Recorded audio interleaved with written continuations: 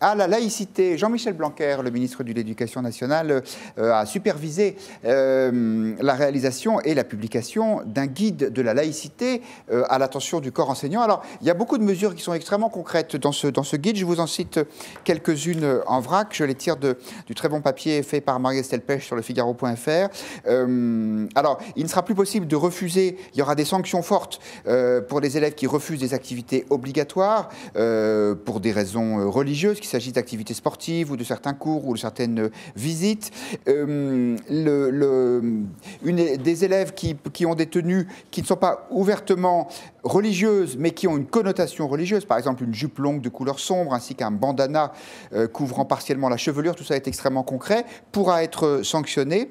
En revanche, les mères de famille qui accompagnent des sorties scolaires pourront porter le voile. Ça n'est pas nouveau, puisque c'est Najat Vallaud-Belkacem qui avait pris cette décision, alors qu'auparavant, ça leur était interdit au nom de la neutralité du service public. Et puis, pour Noël, on aura droit de mettre des sapins dans les classes, mais pas de Père Noël, ni encore moins de crèche. Alors, est-ce que Blanquer en fait trop? Est-ce que ce projet est équilibré? Reda Didi, vous avez eu le temps d'en prendre connaissance? Je l'ai regardé de façon transversale. D'abord, moi je salue le travail qui est fait par Jean-Michel Blanquer. Il n'y a pas un mot qui me gêne dans les propos qui ont pu être tenus. Le Conseil des sages, je trouve ça très intéressant. J'y ai des amis. Le Vademecum sur la laïcité, je le trouve intéressant. Je n'ai pas vu le contenu, mais il me semble que là il répond à une attente, c'est-à-dire que les enseignants ont besoin d'avoir un outil sur lequel s'appuyer pour pouvoir traiter de cette question, et en plus ont besoin de pouvoir échanger sur cette question-là avec d'autres. Donc ont besoin de ne pas être seuls et isolés, toute évidence. J'y ajouterai peut-être une formation où, moi j'ai fait beaucoup d'éducation populaire, j'ai été directeur de centre de vacances et animateur en centre de vacances. Et ce qu'on apprend aux animateurs, c'est d'avoir du bon sens en fait. C'est-à-dire qu'il n'y a pas de situation où on peut avoir un vademecum qui explique toutes les situations et sur lesquelles on va trouver une solution. Donc il faut avoir du bon sens en ayant un concept clair dans sa tête de ce qu'est la laïcité. Voilà, j'aimerais que ces problématiques-là puissent être travailler à un moment de formation. Si j'avais un seul point sur lequel que je discuterais, c'est cette idée. Il prend un exemple dans je crois que c'est son interview Fleuve à l'Express, où il dit un gamin qui dit Allahu Akbar en sixième, voilà, ne doit pas rester sans réaction. Bon, j'ai été surveillant, moi, pour payer mes études au collège des 6e et des 5e. C'est quand même l'âge où on est un peu en révolte, où on dit un peu n'importe quoi, où on fait tout pour se faire remarquer. Je veux dire qu'il n'y ait pas de réaction, c'est une chose, on doit réagir. En même temps, il faut qu'il y ait une réaction proportionnée. Il ne faut pas tout surinterpréter. Et un enfant, les besoins de l'adolescent sont aussi à prendre en compte si on ne veut pas y mettre un message politique ou un autre message là où il n'y en a pas, là où c'est juste une envie de se faire remarquer aux yeux de sa classe. Benoît Dumoulin, votre point de vue sur ce guide, ou en tout cas ses principes?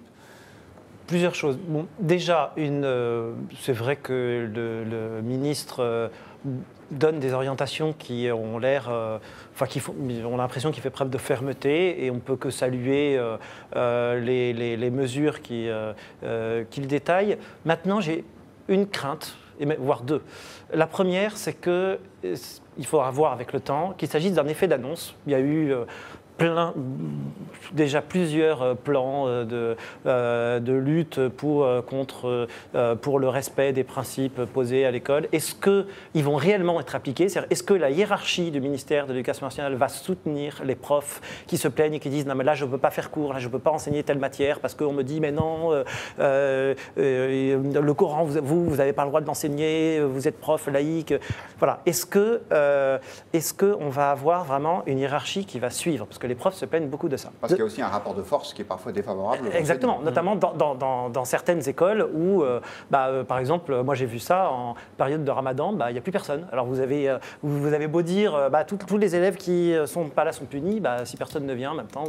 Le problème des sanctions, c'est très bien d'affirmer des grands principes, mais le problème des sanctions, c'est qu'il faut que quand vous les annoncez, vous puissiez les rendre effectives. Et là, il y a dans certaines zones, on va voir comment ça va se passer. Voilà, premièrement. Et deuxième petite gêne, c'est que tout ça est affirmé sous la houlette du principe de laïcité.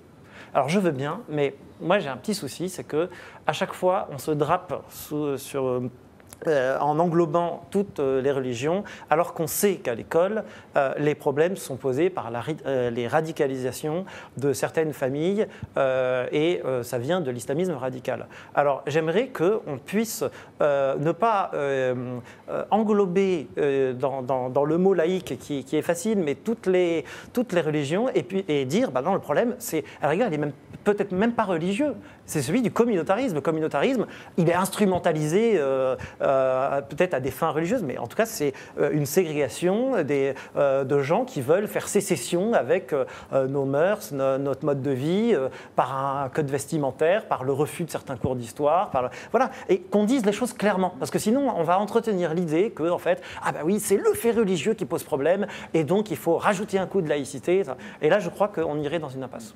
Je sens Brice Couturier un peu en désaccord sur ce point. Oui, si vous voulez, moi je ne vois pas pourquoi on ferait une discrimination, qu'elle soit positive ou négative, à l'égard de telle ou telle religion.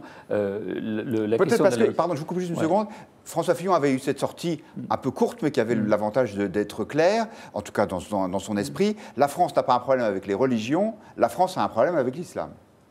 Bah, pas seulement. Il y a des intégristes aussi plutôt déplaisants du côté d'autres religions.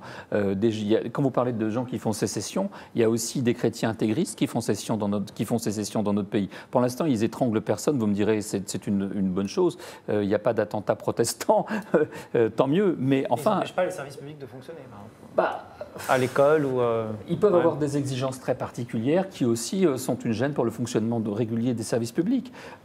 Non, si vous voulez, moi je soutiens tout à fait Blanquer à fond. Je remarque que c'est une belle vitrine pour la Macronie de manière générale. Il fait 58% d'opinion favorable, ce qui, dans l'état actuel de l'opinion, très remonté contre les politiques de manière générale, est un très beau score. Bravo. Effectivement, il est sympa, ouvert, tolérant, dépourvu d'idéologie, pragmatique. C'est vraiment l'image idéale de la Macronie. On aimerait que tous les ministres soient à son image. Et puis par ailleurs, sur la laïcité, il y a un problème, on sait bien qu'il y a un problème du côté de la Macronie, là encore, c'est qu'il y a deux tendances. Ce que dit très bien l'interview ouverte du Figaro, de l'Express, d'ailleurs, dans l'interview fleuve dont vous parliez tout à l'heure.